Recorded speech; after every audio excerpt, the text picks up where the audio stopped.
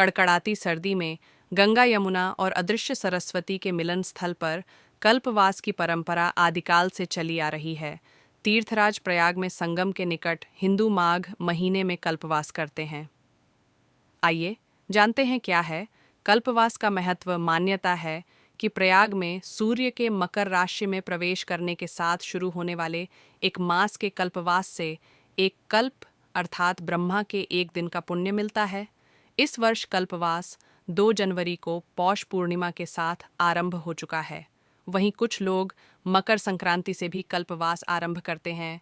आत्मशुद्धि के लिए महत्वपूर्ण कल्पवास की परंपरा आदिकाल से चली आ रही है। इसमें कल्पवासी संगम के तट पर डेरा जमाते हैं। पौष पूर्णिमा के साथ आरंभ करने वाले श्रद्धालु 1 महीने वहीं रहते हैं, बनाते खाते हैं और भगवान का भजन करते हैं। यह मनुष्य के लिए आध्यात्म की राह का एक पड़ाव है, जिसके जरिए स्वनियंत्रण और आत्मशुद्धि का प्रयास किया जाता है। आदिकाल से चली आ रही इस परंपरा के महत्व की चर्चा वेदों से लेकर महाभारत और रामचरितमानस में अलग अलग नामों से मिलती है। हालांकि बदलते समय के अनुरूप कल्पवास करने वालों के तौर तरीके में कुछ बदलाव जरूर आए हैं, लेकिन कल्पवास करने वालों की संख्या में कमी नहीं आई है। आज भी श्रद्धालु भयंकर सर्दी में कम से कम संसाधनों की सहायता लेकर कल्पवास करते हैं। समय के साथ कल्पवास के तौर तरीकों में कुछ बदलाव भी आए हैं। बुजुर्गों के साथ कल्पवास में मदद करते करते कई युवा खुद भी कल्पवास करने लगे हैं। कई विदेशी भी अपने भारतीय गुरुओं के सानिध्य में कल्पवास करने यहाँ आते हैं। पौष पूर्णिमा से कल्पवास आरंभ होता है और माघी पूर्णिमा के साथ संपन्न होता है। 1 माह तक चलने वाले कल्पवास के दौरान कल्पवासी को जमीन पर शयन सोना करना होता है। इस दौरान श्रद्धालु फलाहार एक समय का आहार या निराहार रहते हैं।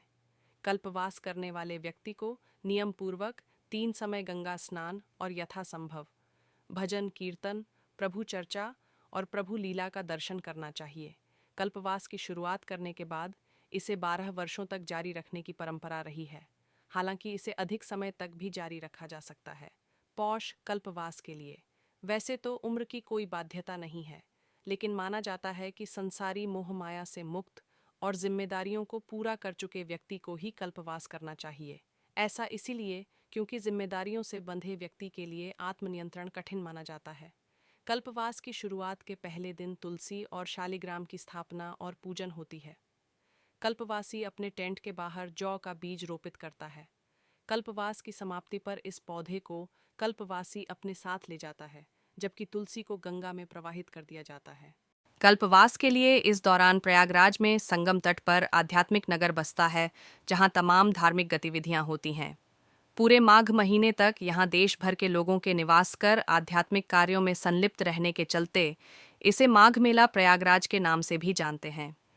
कल्पवास मेले का पहला बड़ा स्नान पौष पूर्णिमा को होता है, जो 6 जनवरी 2023 को है।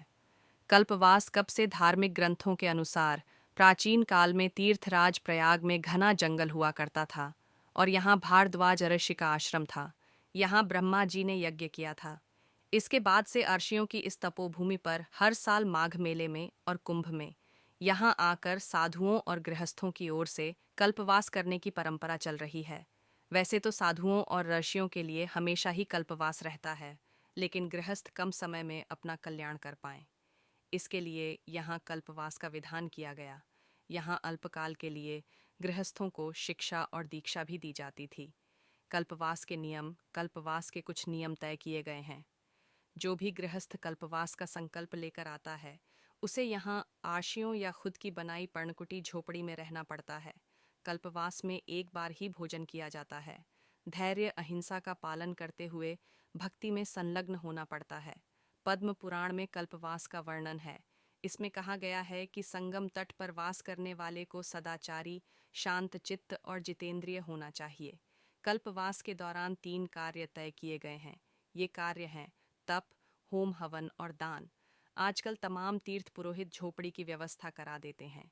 कल्पवास करने वालों की दिनचर्या, कल्पवास करने वाले व्यक्ति की दिनचर्या गंगा स्नान और पूजा अर्चना से शुरू होती है।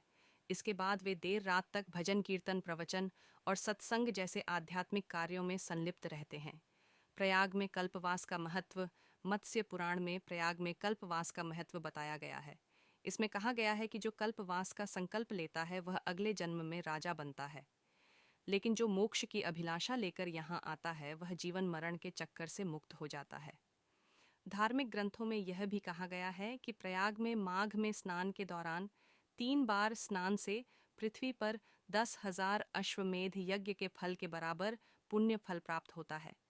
यह भी कहा गया है कि माघ मास में प्रयागराज के संगम तट पर ब्रह्मा विष्णु महेश रुद्र आदि आते हैं।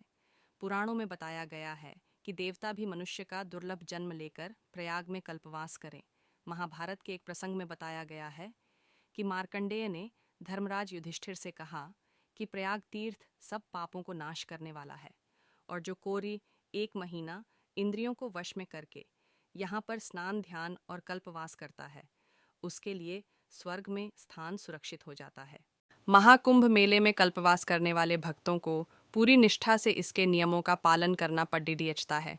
इस दौरान भक्त को सच बालना जरूरी होता है। इसके साथ ही कल्पवास की पूरी अवधि के दौरान साधक को ब्रह्मचर्य का पालन करना जरूरी होता है। साधकों को ब्रह्म मुहूर्त में उठकर गंगा स्नान करना होता है। उनके लिए हर दिन 3 बार गंगा स्नान जरूरी होता है। सनातन धर्म में हर 12 वर्ष में लगने वाले महाकुंभ मेले का बहुत महत्व है। यह मेला प्रयागराज, हरिद्वार, उज्जैन और नासिक में आयोजित होता है। वर्ष 2025 में प्रयागराज में महाकुंभ मेला लगने वाला है। इस मेले में दुनिया भर से लाखों श्रद्धालु और पर्यटक पहुंचते हैं। इस बार महाकुंभ मेले का आयोजन 13 जनवरी से 26 फरवरी तक प्रयागराज में लगेगा। मेले में बढ़ी संख्या में श्रद्धालु पूरी भक्ति व निष्ठा से कई तरह के पूजन और अनुष्ठान करते हैं। कई श्रद्धालु मेले में कल्पवास करते हैं। यह एक कठिन तपस्या और भगवत साधना है, जिससे साधक आध्यात्मिक जीवन की ओर आगे बढ़ता है और प्रभु की भक्ति के प्रति समर्पित होता है। इससे तन मन और आत्मा की मुक्ति का मार्ग माना गया है। कल्पवास करने से सभी प्रकार के पापों, कायिक, वाचिक और मानसिक से मुक्ति मिलती है और श्री जी के चरणों में स्थान प्राप्त होता है। आइए जानते हैं कुंभ मेले में क्यों किया जाता है, कल्पवास कैसे होता है। कल्पवास के लिए प्रयाग में संगम के तट पर भक्त कुछ विशेष नियम धर्म के साथ महीना व्यतीत करते हैं। कुछ लोग मकर संक्रांति से भी कल्पवास आरंभ करते हैं। मान्यता के अनुसार कल्पवास मनुष्य के लिए आध्यात्मिक विकास का जरिया माना जाता है। संगम पर माघ के पूरे महीने निवास कर पुण्य फल प्राप्त करने की इस साधना को कल्पवास कहा जाता है। कहते हैं कि कल्पवास करने वाले को इच्छित फल प्राप्त होने के साथ जन्म जन्मांतर के बंधनों से मुक्ति भी मिलती है। महाभारत के अनुसार 100 साल तक बिना अन्न ग्रहण किए तपस्या करने के फल बराबर पुण्य माघ मास में कल्पवास करने से ही प्राप्त हो जाता है। शास्त्रों के अनुसार कल्पवास की न्यूनतम अवधि 1 रात्रि हो सकती है। वहीं 3 रात्रि, 3 महीना, 6 महीना, 6 वर्ष, 12 वर्ष या जीवन भर भी कल्पवास किया जा सकता है। कल्पवास के 21 नियम कुंभ मेले के दौरान कल्पवास का महत्व और अधिक हो जाता है। इसका जिक्र वेदों और पुराणों में भी मिलता है। हालांकि कल्पवास कोई आसान प्रक्रिया नहीं है। जाहिर है मोक्षदायिनी ये विधि एक कठिन साधना है। इसमें पूरे नियंत्रण और संयम का अभ्यस्त होने की आवश्यकता होती है। पद्म पुराण में इसका जिक्र करते हुए महर्षि दत्तात्रेय ने कल्पवास के नियमों के बारे में विस्तार से चर्चा की है, जिसके अनुसार 45 दिन तक कल्पवास करने वाले को 21 नियमों का पालन करना होता है। कल्पवास का महत्व। इस पर्व के महत्व को समझने के लिए सबसे पहले समझें कि कल्पवास का अर्थ क्या होता है। इसका मतलब है 1 माह तक संगम के तट पर रहते